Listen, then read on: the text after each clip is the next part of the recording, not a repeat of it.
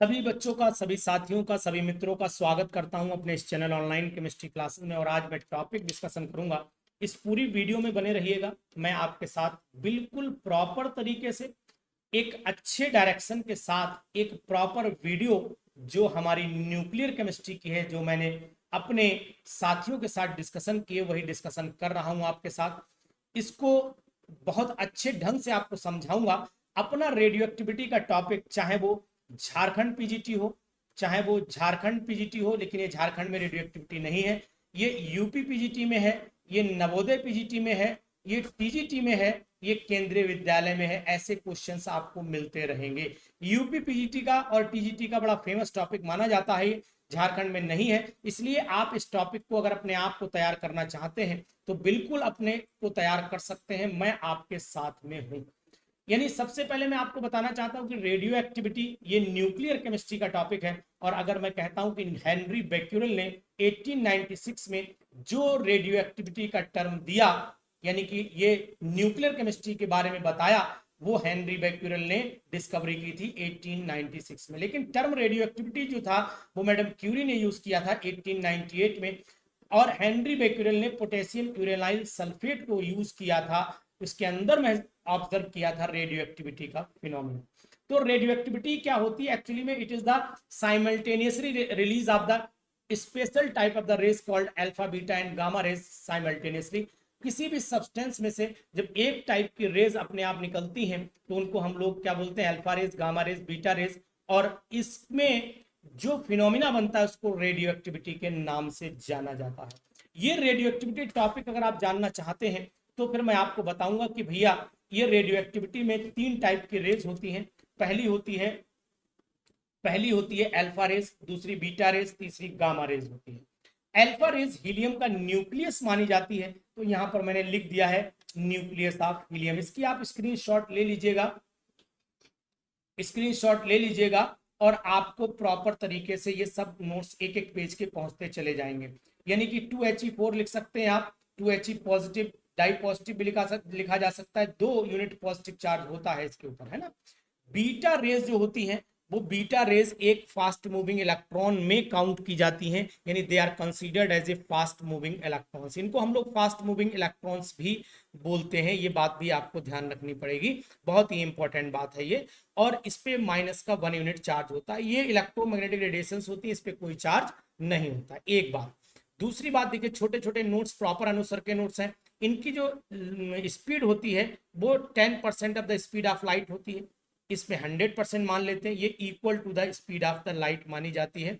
यानी 33 से 99% मानी जाती है। और equal to the speed of light ये होती है। ये 1 अपॉन ये मतलब 10% स्पीड ऑफ लाइट का, ये 100% स्पीड ऑफ लाइट का, ये equal to the speed of light मानी जाती है। यहाँ पर जो पेनिट्रेटिंग पावर होती है सबसे कम अल्फा की होती है, उससे ज्यादा बीटा पार्टिकल की होती है, उससे ज्यादा गामा पार्टिकल की होती है। यानी 100 सेंटीमीटर मोटी एल्यूमिनियम फॉइल को ये पार कर सकते हैं।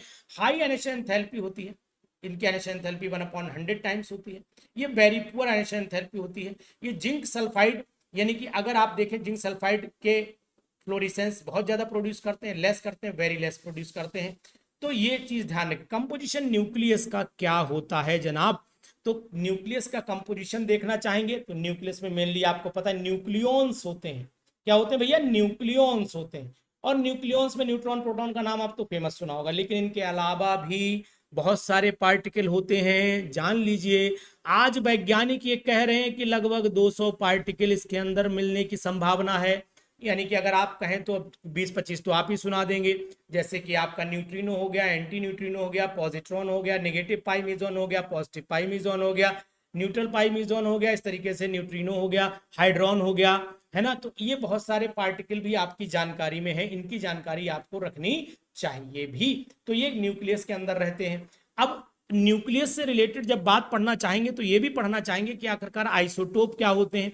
भैया ये पता है, पढ़ने पढ़ाया भी है कि आइसोटोप वो होते हैं जिनके एटॉमिक नंबर सेम होते हैं लेकिन मास नंबर डिफरेंट हो जाते हैं, वो आइसोटोप कहलाते हैं। आइसोबार कौन से होते हैं? जिनमें एटॉमिक नंबर डिफरेंट हो जाए लेकिन मास नंबर सेम रहे ऑफ डिफरेंट एलिमेंट। ये बात ध्यान रखना। ऊपर आप सेम एलिमेंट वाली बात ध्यान रखिएगा। Atoms of same element, atoms of different element, ये वर्ड है, इंपॉर्टेंट वर्ड है। Atoms of atoms of different element, ये भैया ध्यान रखना पड़ेगा आपको, डिफरेंट एलिमेंट्स, और यहां एटम्स ऑफ सेम एलिमेंट।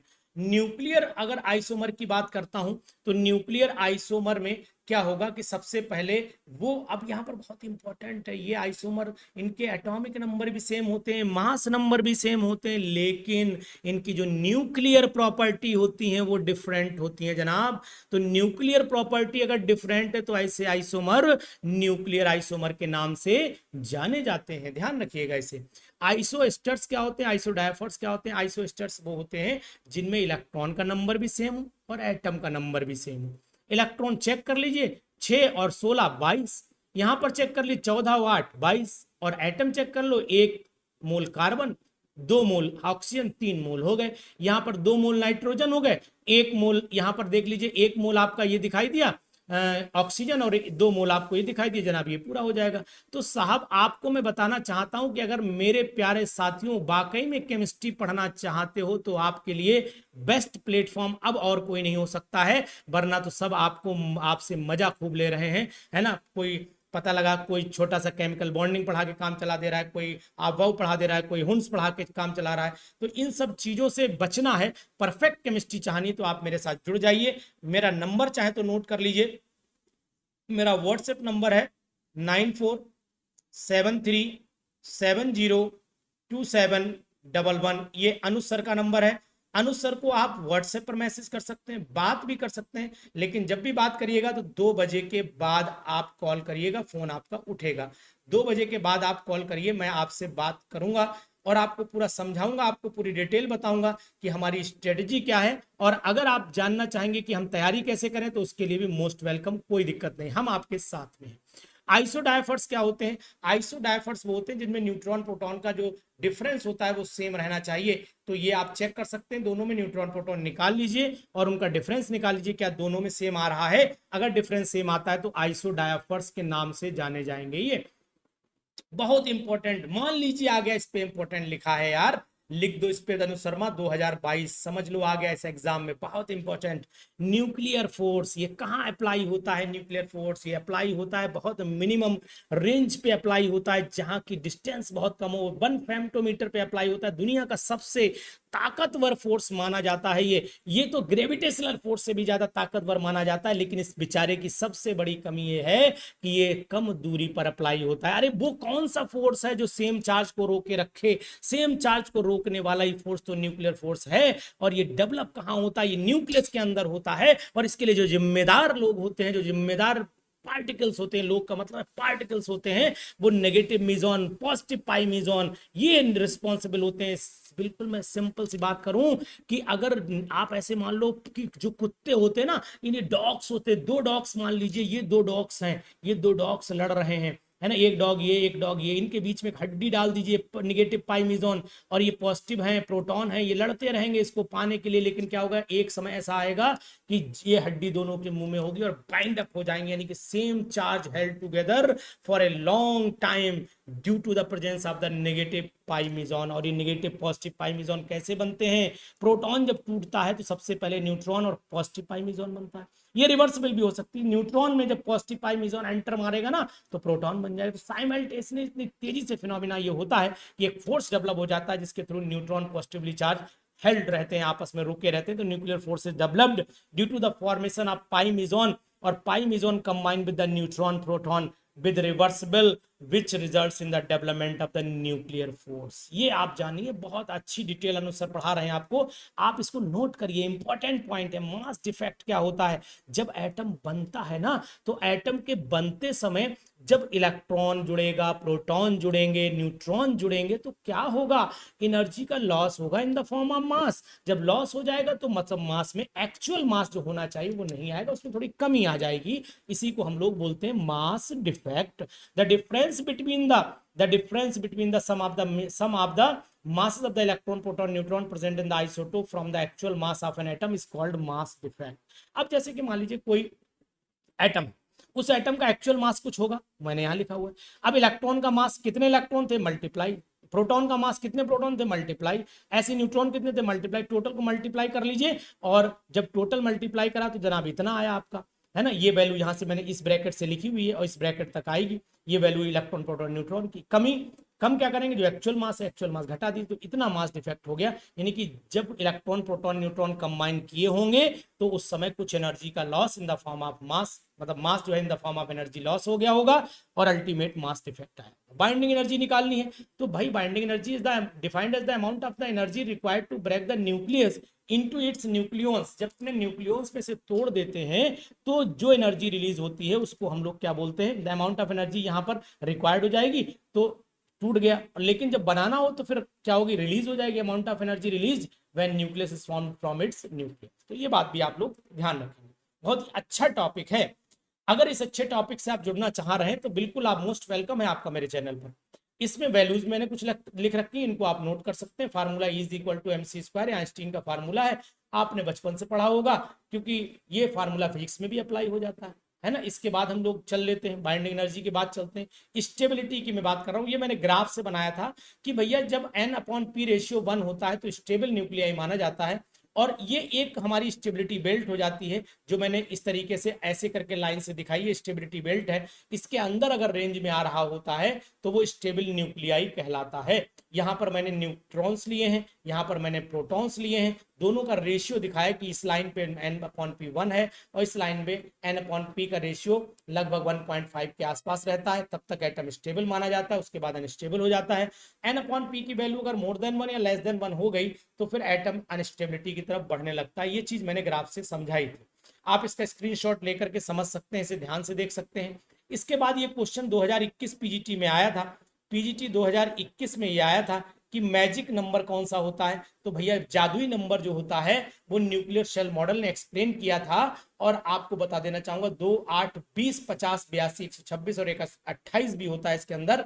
तो ये नंबर जो है वो मैजिक नंबर में काउंट किए जाते हैं। मतलब कहने का मेरा मीनिंग ये है कि अगर न्यूट्रॉन प्रोटॉन्स का नंबर ये रहता होगा, जैसे मैं बात करूं हीलियम की, तो यहाँ प्रोटॉन भी 2 न्यूट्रॉन भी 2, ये कहने का मीनिंग है सेम भी हो सकते हैं न्यूट्रॉन प्रोटॉन, और कॉम्बिनेशन भी इनका हो सकता है, पॉसिबिलिटी दोनों की है। जैसे यहाँ 2 हो गया ये मैजिक नंबर है, ये 8 हो गया ये मैजिक नंबर है, 20 हो गया ये मैजिक नंबर है, एंड सो ऑन। ये सब कैलकुलेशन कर सकते हैं आप।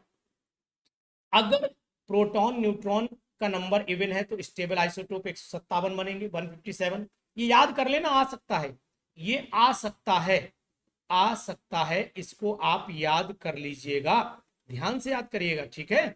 ये ऑड, अगर प्रोटॉन इवन है और न्यूट्रॉन ऑड है तो 52 बनेंगे, प्रोटॉन ऑड है न्यूट्रॉन इवन है 52 बनेंगे, इस तरीके से एंड सो ऑन, ये सब हो जाएगा, कोई दिक्कत नहीं है।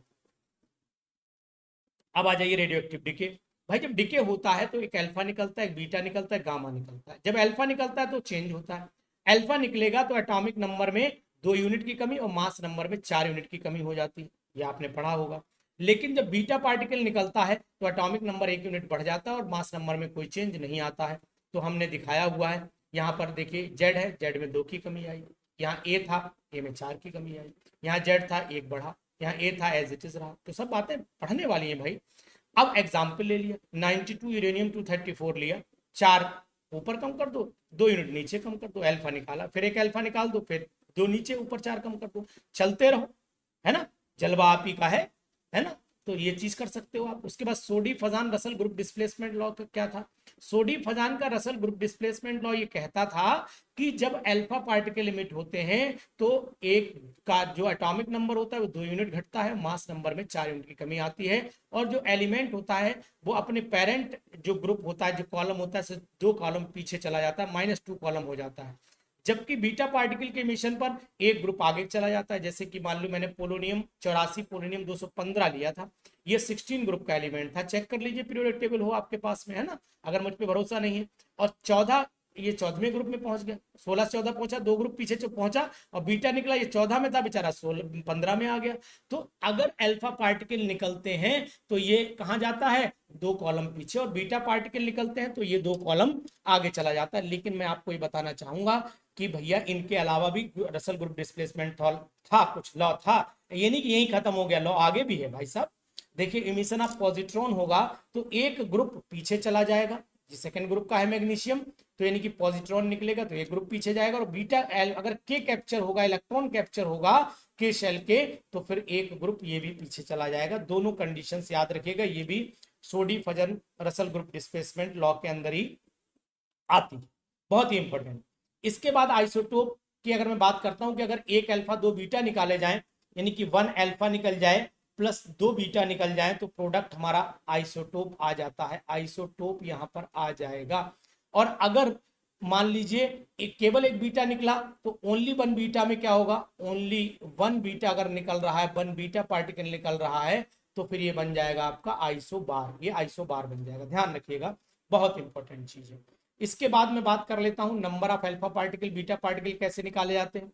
Number of alpha particle beta particle जो है वो निकालने के लिए आपको क्या करना पड़ेगा साहब, वो निकालने के लिए आपको, चलिए तो परमानेंट हो गया, बीटा पार्टिकल निकाल, number of alpha particle difference in mass number divided by 4 कर दीजिएगा, number of beta particle 2 into number of alpha minus difference in atomic number कर दीजिएगा, निकल आएगा। फार्मूला है, एग्जांपल मैंने यहाँ पर करके दिखाए हैं कि 92 यूरेनियम 238 में से कितने अल्फा बीटा निकाले जाए कि ये इसमें कन्वर्ट हो जाए, तो कैलकुलेट करके मुझे बताइएगा कि अल्फा कितने आएंगे और बीटा कितने आएंगे, कहीं पर लिख लीजिए, आपके लिए बहुत ही इंपॉर्टेंट रिएक्शन हो जाती है।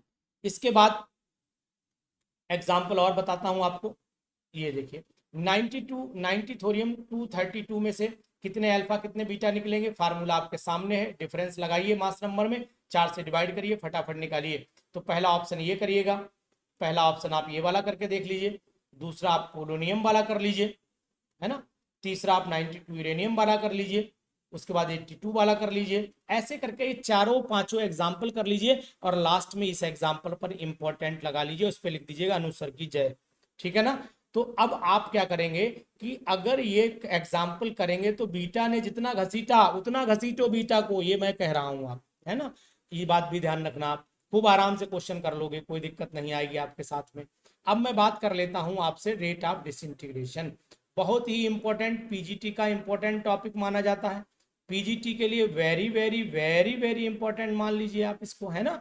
अगर मान लीजिए कहीं पर डिसइंटीग्रेशन हो रहा है, ए जो है वो बी में डिसइंटीग्रेट हो रहा है, तो फाइनल आपको इक्वेशन ध्यान रखनी है, बाकी ये वाला फार्मूला ध्यान रखना है, ये वाला फार्मूला आप यूज करेंगे आखिर में। रेट ऑफ डिसइंटीग्रेशन जो होता है लैम्डा एन के बराबर होता है ना। फाइनली मैंने ये फार्मूला लिख दिया है, इसको आप ऐसे भी लिख सकते हैं कि lambda is equal to 2.303 upon T log initial, A का मतलब यहाँ पर इनिशियल अमाउंट है, ए का मतलब आपका यहाँ पर इनिशियल अमाउंट है, इनिशियल अमाउंट है भैया, और ए माइनस एक्स का मतलब हो जाता है फाइनल अमाउंट, यहाँ पर फाइनल अमाउंट हो गया, क्लियर हो गई बात।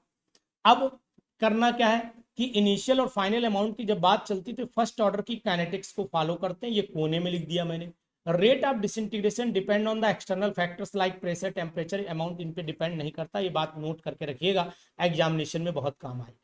अब इस फार्मूले पे बेस मैंने क्या किया है, कुछ बताया कि हाफ लाइफ अर्ध आयुकाल, हाफ लाइफ पीरियड क्या होता है। देखिए अगर मैं यहाँ पर बात करना चाह रहा हूँ, यहाँ पर लिख देता हूँ छोटा सा हाफ लाइफ, हाफ लाइफ मैं लिखे दे रहा हूँ, और हाफ लाइफ को हम लोग टी हाफ से रिप्रेजेंट करते हैं, कैसे निकालेंगे, lambda is equal to 2.303 upon T log a upon a minus x कर दीजिएगा, ए माइनस बी, और यहाँ इनिशियल ए ले लिया, बी 0 हो गया, ए में से ए बाई 2 घटा दीजिए, ये कंडीशन आपके सामने आ गई। Lambda is equal to 2.303 upon घटा करके, अब ये इनिशियल तो ए रखेंगे, फाइनल कितना बचा, आधा घट गया ना, तो आधा ही तो बचा, तो आधा रख दीजिए, यहाँ पर काट दीजिए, लॉग 2 आ जाएगा, वैल्यू पुट करिए, ये इंपॉर्टेंट फार्मूला, इस पे न्यूमेरिकल। तो half life does not depend upon first order half life does not depend on the initial concentration, initial concentration पे बिल्कुल डिपेंड नहीं करती है। Less half life more disintegration, explain, ये स्टेबिलिटी को एक्सप्लेन करता है, और ये न्यूक्लियस की स्टेबिलिटी बताता है कि ये आखिरकार न्यूक्लियस कितना स्टेबल है। एक फार्मूला ये भी बहुत इंपॉर्टेंट है, n is equal to half की पावर एन, एन नॉट, यहाँ पर ये क्या है, फाइनल अमाउंट है, ये क्या है, इनिशियल अमाउंट है, हाफ की पावर एन हो गया, n number of half life हो जाते हैं, यहाँ पर वैल्यू पुट कर सकते हैं, यानी कि इनसे न्यूमेरिकल कैलकुलेशन में बताऊंगा। हाफ एवरेज लाइफ क्या होता है, टाउ से रिप्रेजेंट करते हैं, tau is equal to 1 upon lambda होता है, लैम्डा भी आपने पीछे पढ़ा था, वैल्यू पुट कर लीजिए, तो 0.693 अपॉन टी हाफ होता था, नीचे रखेंगे तो वैल्यू पलट जाएगी, तो टी हाफ अपॉन 0.693 हो जाएगी।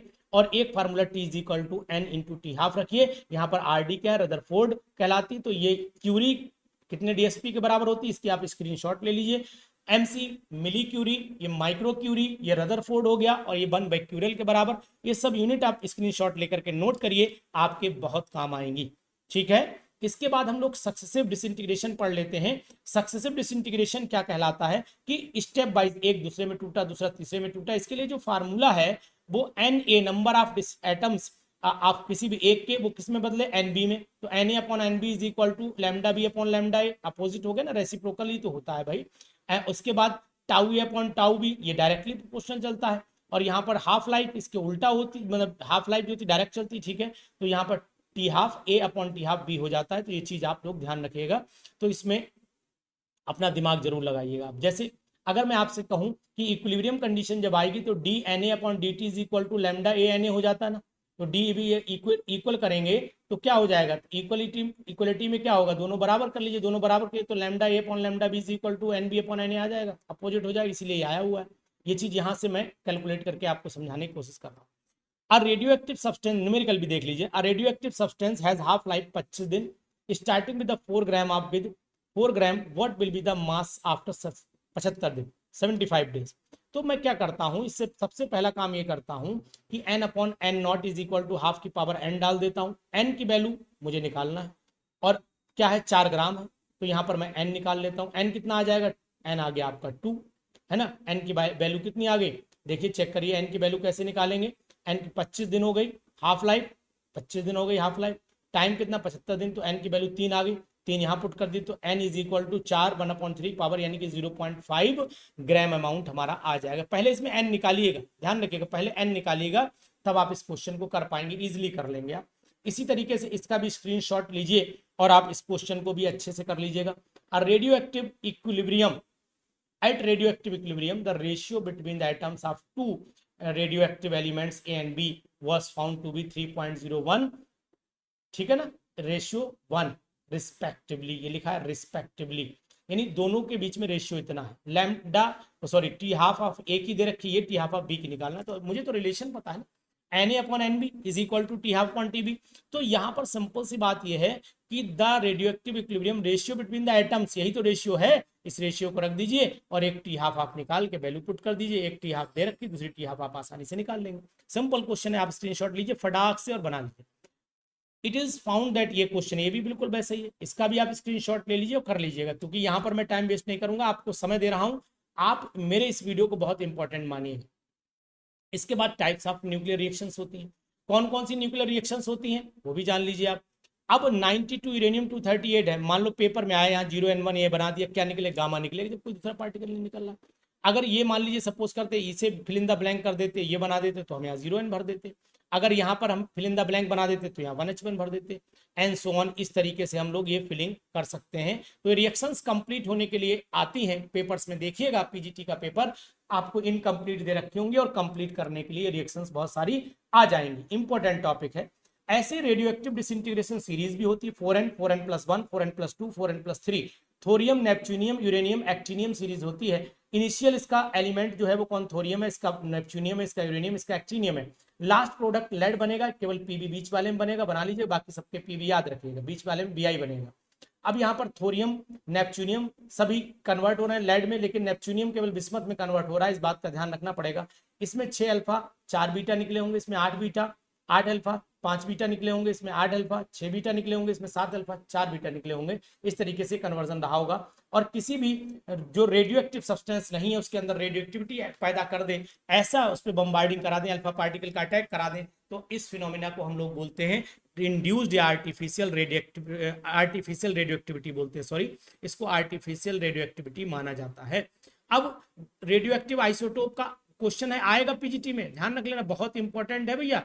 तो आयोडीन 131 का यूज क्या, ट्रीटमेंट ऑफ ग्वाइटर होता है, थायराइड ट्रीटमेंट में होता है। C14 कार्बन डेटिंग में होती है, आपकी डेटिंग में नहीं होती, नहीं बोले साथ आज हमारी डेट थी उसमें हो जाएगा, वहां कार्बन नहीं यूज होता है।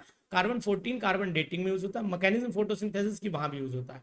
कैंसर के ट्रीटमेंट में कोबाल्ट 60 का यूज होता है, ल्यूकीमिया में फॉस्फोरस 32 का यूज होता है, और एनीमिया के अंदर आयरन 59 का यूज होता है, और सोडियम के अंदर सोडियम 24 का ब्लड सर्कुलेटरी सिस्टम को चेक करने के लिए इसका यूज किया जाता है। ये बात आप ध्यान में रखिएगा, इंपॉर्टेंट है आपके लिए, इंपॉर्टेंट है आपके लिए, इसलिए मैं बोल रहा हूं ये चीज आपको ध्यान रखनी चाहिए, ये चीज आपको ध्यान रखनी चाहिए। हालांकि इसे मिटा रहा था मैं, पहले इतना हिस्सा मिटा देता हूं। ये है ये। तो अब मुझे क्या करना है, यहाँ पर ये एक फार्मूला है वो जान लीजिए, जैसे lambda is equal to 2.303 upon T log initial amount, log initial amount हो गया ऑफ द फ्रेश वुड, और नीचे हो गया आपका amount of the C14 old would. रख दीजिए, आपको इजीली कैलकुलेशन मिल जाएगी कि आखिरकार जो है हम लोग किस तरीके से किसी भी वुड की एज निकाल सकते हैं। ये सब जानकारियां हमें यहाँ से मिल जाती। ये दो प्रोसेस भी हमारी जानकारी में रहने चाहिए। न्यूक्लियर फिजन में क्या होता है कि एक बड़ा एटम दो छोटे छोटे एटम्स में या डिफरेंट एटम्स में सिंपलर न्यूक्लियाई में टूट जाता है। इस पे न्यूट्रॉन भैया ने अटैक किया यूरेनियम पे, इन्होंने एक इंटरमीडिएट बनाया, उसके बाद इसे बोलते हैं अनस्टेबल प्रोडक्ट बना, उसके बाद ये फटाफट टूटा और 3 न्यूट्रॉन निकले, न्यूक्लियर फिजन हो गया। न्यूक्लियर फिजन कंट्रोल भी होता है। ये न्यूक्लियर फिजन जो होता है, न्यूक्लियर फिजन कंट्रोल भी होता है और अनकंट्रोल भी होता है, दोनों तरीके। कंट्रोल से एनर्जी जनरेट होती है जो न्यूक्लियर रिएक्टर में यूज होती है, अनकंट्रोल जब हो जाए तो समझ लेना बम बन गया, यानी एटम बम के अंदर कौन सा होता है, न्यूक्लियर फिजन होता है। जबकि न्यूक्लियर फ्यूजन में दो छोटे छोटे न्यूक्लियाई या ज्यादा कंबाइन करके एक बड़ा न्यूक्लियस बना देते हैं, ये कह जाता है फ्यूजन। ये क्या होता है, फ्यूजन हाइड्रोजन बम के अंदर होता है, फ्यूजन सन के अंदर होता है। ये चीज भी आपको जानकारी में रहने चाहिए। न्यूक्लियर रिएक्टर से जुड़ी बातें भी आपको बता रहा हूं कि मॉडरेटर होता है, मॉडरेटर या तो हैवी वाटर होगा या ग्रेफाइट होगा, यही दो मॉडरेटर अधिकतर यूज किए जाते हैं। लाइट वाटर भी यूज करते थे लेकिन बहुत ज्यादा इसको नहीं पढ़ा गया है। आप ग्रेफाइट का नाम याद रखिएगा और हैवी वाटर को मॉडरेटर की तरह यूज करते हैं। इसके अंदर जो दूसरी चीज है वो आपको बता देना चाह रहा हूं। दूसरी चीज ये है भैया कि इसके अंदर जो वाटर होता है वो क्या भाई भैया गर्म किया जाता है, वाटर स्टीम बनाता है, स्टीम से टरबाइन घुमाते हैं, टरबाइन से इलेक्ट्रिसिटी जनरेट करते हैं। ये बातें मुझे बताने की जरूरत नहीं है। कैडमियम रॉड जो होती है इसके अंदर, बोरॉन रॉड, कैडमियम रॉड जो होती है वो कंट्रोलिंग रॉड्स मानी जाती हैं, उनका हम लोग यूज करते हैं। न्यूक्लियर फ्यूजन के अंदर आपको ये दिखाई दिया कि भाई न्यूक्लियर फ्यूजन की स्टेप कौन कौन सी होती है। देखो 1H2 मिला, 1H1 मिला, बना दिया 2He3, 2He3 फिर हाइड्रोजन से प्यार करने चले गए, 2He4 बना दिया। 2He4 जब बन गया तो ये कंडीशन पॉसिबल होगी कैसे, तो स्टेप नंबर 1 पहले यहाँ आइए, 1H1 मिलाइए, 1H1 से तो आपका 1H2 और 2 ये बना, ये वाला, फिर ये दोबारा कंबाइन करके ये वाली स्टेप आ गई, फिर आप ये वाली कंबाइन कर लिए, ये बन गया। तो स्टेप नंबर 1 2 3 ऊपर नीचे लिखी हुई है, ये चीज ध्यान रखिए। लेकिन सन के अंदर मैं बताऊं, जैसे आप सोचे सर ने यहाँ फिजन लिखा तो पहले फिजन होता है और बाद में सन के अंदर फ्यूजन होता है, दोनों रिएक्शन होती है। ये बात भी आप अच्छे से अपने अंदर उतार लीजिए। सन में यू आता है और फ्यूजन में भी यू आता है। याद रखिएगा कि फ्यूजन कहाँ होता है, बोले सन में होता है। एटम बम में क्या होता है, बोले फिजन होता है, वो भी अनकंट्रोल्ड होता है। न्यूक्लियर रिएक्टर में क्या होता है, फिजन होता है, वो भी कंट्रोल्ड होता है। ठीक, ये सब इंपॉर्टेंट बातें आप ध्यान रखिएगा, मैजिक नंबर ध्यान रखिएगा। और अनुसार से अगर आपको कंटिन्यू क्लास लेनी है, इसी तरीके के बेस्ट नोट्स चाहिए आपको, तो फिर आप हमारे ऑनलाइन प्लेटफॉर्म पर लाइव क्लास भी ले सकते हैं। इसके लिए कांटेक्ट करना पड़ेगा 94737027 पर। हम आपको फिर मिलेंगे नई वीडियो में, तब तक के लिए आप इस वीडियो को पढ़िए, समझिए और अपने नोट्स अपने आप। Thank you, have a nice day.